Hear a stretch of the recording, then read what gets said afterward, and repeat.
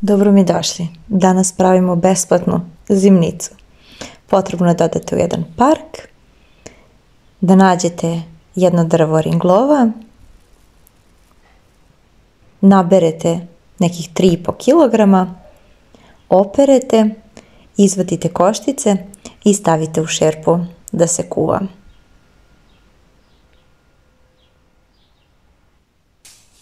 Preko ovih ringlova dodala sam pola kilograma šećera. Tražite drvo koje ima ovako krupnije plodove, bit će vam lakše za čišćenje i pravimo pekmez.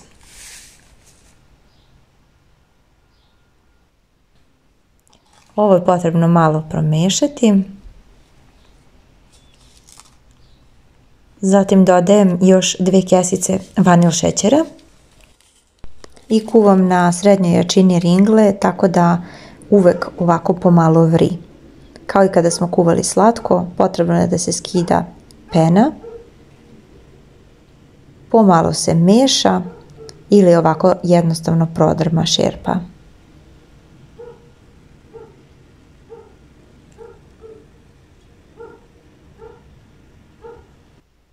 Ja sam pekmez kuvala otprilike 2 sata, što mislim da je sasvim dovoljno.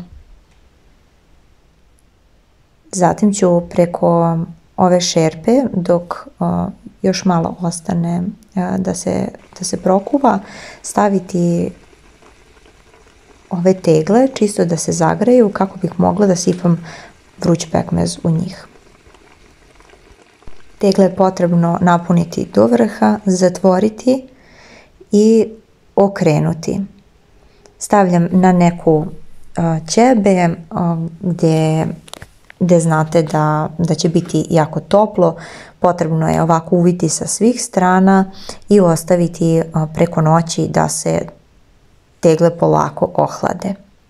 Ukus ovog pekmeza je zaista božanstven. Moj kanal možete podržati jednokratnom donacijom preko ovog koda, a do sljedećeg videa želim vam prijatne obroke.